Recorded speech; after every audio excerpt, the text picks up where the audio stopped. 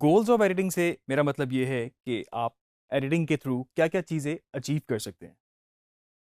Number one पे अगर मैं बात करूं तो रिमूव अनवांटेड फुटेज। आपने जब प्रोडक्शन फेज से गुजरे, आपने बहुत सारा मटेरियल शूट किया होगा। कुछ टेक्स ऐसी होंगी जो कि आपको ओके लग रही होंगी, और कुछ टेक्स ऐसी होंगी जो आपको ओके नहीं लग रही होंगी। मैं आपको बीच में एक टिप भी देता चलूं, जो ओके टेक्स होती हैं, मतलब जो आप टेक ओके है उसको आप ओके कहते हैं, और जो टेक ओके नहीं है उसको आप कहते हैं एनजी टेक। फिल्म मेकिंग में एनजी का मतलब होता है नॉट गुड। लेकिन अक्सर ये भी एक्सपीरियंस हुआ है कि ऑन लोकेशन ऑन स्पॉट जो टेक आपको ओके लग रही होती है उसमें कुछ ना कुछ मसला आ जाता है, और आपने सेफ साइड के लिए कुछ और टेक्स भी ली होती हैं जो कि आपको उस वक्त मौके पे शायद सही ना लग रही हो, लेकिन बाज़ दफ़ा वो ही सही होती हैं और वो काम आ जाती हैं। तो उस वक्त आप क्या कर सकते हैं कि जो टेक या जो शॉट या जो फुटेज आपको नहीं चाहिए वो आप ना यूज़ करें, और दूसरी आपके पास ऑप्शन मौजूद है, आप वो यूज़ कर सकते हैं। तो जो पहला गोल है कि रिमूव अनवांटेड फुटेज, तो वो आप इजीली उसको टेक्स की सिलेक्शन में कर सकते हैं। सेकंड गोल है हमारे पास, चूज द बेस्ट शॉट। इसकी एग्जांपल मैं आपको इस तरह से दे सकता हूँ कि आप एक डॉक्यूमेंट्री शूट कर रहे हैं, और वो लाहौर के ऊपर डॉक्यूमेंट्री थी। लाहौर को इस्टेब्लिश करने के लिए आपने प्लान किया कि आपको इसको शुरू करना है मीनार पाकिस्तान या मे बी बादशाही मॉस्क के शॉट से आपको इसको ओपन करना है।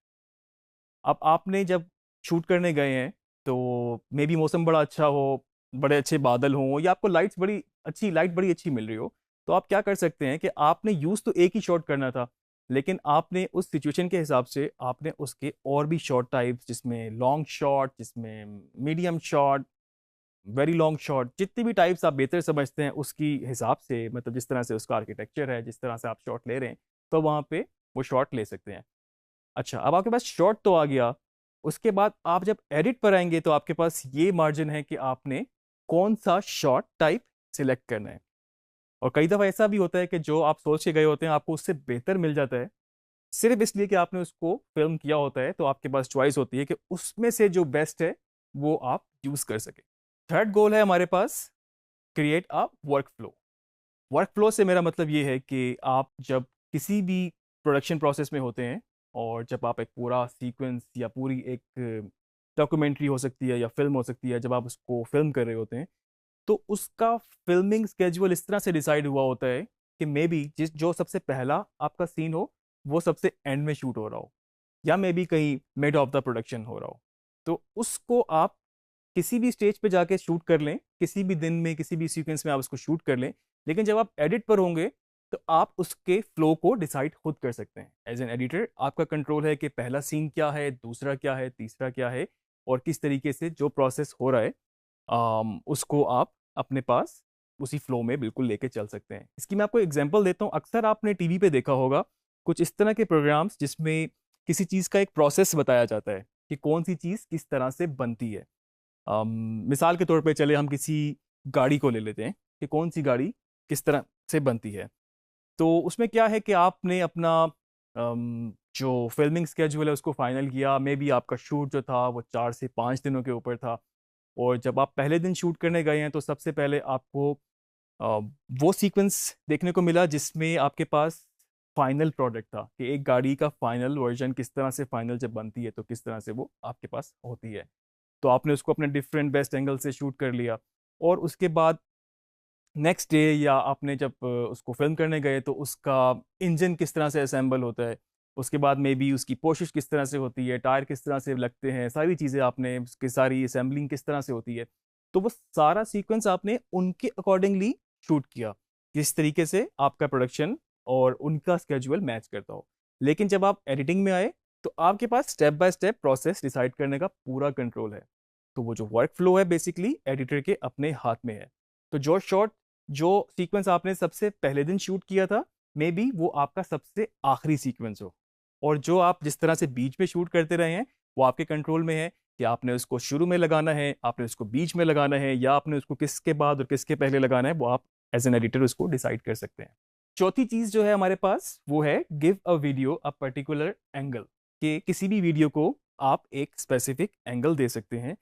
एक उसकी फील को चेंज कर सकते हैं। मिसाल के तौर पे एक वीडियो थी जो कि अपबीट सी थी। उसमें पीछे अगर आप कोई अपबीट म्यूजिक यूज़ करेंगे, आप उसको इस तरह से यूज़ कर सकते हैं कि उसका अपबीट एक तरह सा ज़रा आपको एक हैप्पी फीलिंग उसमें आएगी। लेकिन आपने उसको अपने एडिट में इस तरह से ट्रीटमेंट दी कि मे बी आपने उसमें कोई म्यूज़िक उसका इस तरह से रेप्लिकेट किया कि आपने एक सैड म्यूज़िक लगा दिया। आपने अपने एडिट के ट्रीटमेंट को कुछ इस तरह से मे बी स्लोमो कर दिया, आपने कुछ डिसॉल्व्स यूज़ कर लिए या आपने fade in fade out use कर लिए। तो उसका एक पूरा ही एंगल आपके पास एक फील जो है वो बदल गई। इसकी एक और एग्जांपल मैं आपको देता हूँ। एडिटिंग के सिर्फ स्टाइल और ट्रीटमेंट को चेंज करने से ही अक्सर आप लोगों ने कभी कोई मूवी देखी हो और उससे पहले जब आपने उसका ट्रेलर देखा हो तो आपको मे बी ट्रेलर में बहुत जबरदस्त मूवी लगी हो, और जब आप मूवी देखने गए तो मे बी वो मूवी इतनी अच्छी आपको ना लगी हो। तो ऐसा क्या था जो ट्रेलर में कुछ एक्स्ट्रा तो कुछ भी नहीं था, सारी वही चीज़ें थी जो कि फिल्म आपने देखी, लेकिन उसका एंगल इस तरह से दिया गया, उसका ट्रीटमेंट, उसका कट्स का स्टाइल, उसके साउंड इफेक्ट्स, उसका वीएफएक्स, उसका म्यूजिक, इस तरीके से उसको एडिट किया गया कि आपको उसमें अपील लगी और उसके बाद आप वो मूवी देखने गए। ये इस तरह से यह बिल्कुल, अगर मैं आपको बताऊं कि अभी जो वीडियो आप इस वक्त भी देख रहे हैं, तो जितना भी ये सारा एलिमेंट, जितना भी टेक्स्ट जो हम डिस्कस कर रहे हैं, जो भी आपको स्क्रीन पे नज़र आ रहा है, तो मे बी ये सब कुछ एक इफेक्ट के थ्रू ही आपको स्क्रीन पे नज़र आ रहा है। और हम जितनी भी टेक्स्ट वगैरह ऐड कर रहे हैं वो इसी इफेक्ट के थ्रू कर रहे हैं, और जितने भी एलिमेंट इसमें और आते जाएंगे वो आपको एक एडिटिंग के प्रोसेस में ही नज़र आते जाएंगी चीज़ें। और पेज के ऊपर हम आगे जाके एक प्रॉपर लेक्चर भी करेंगे और आपको डिटेल में बताएंगे किस तरह से पेज को आप लेके आगे चलते हैं। और पेज हमेशा एक जैसी नहीं रहती, एक फिल्म इन्वायरमेंट में कभी ग्राफ ऊपर भी होता है, कभी नीचे भी होता है, कभी बिल्कुल मेलो भी हो जाता है बीच में चीज़ें। तो पेज को हम आगे जाके जिक्र करेंगे अपने आने वाले लेक्चर्स में। अभी तक के लिए हमारी गोल्स ऑफ एडिटिंग ये थे।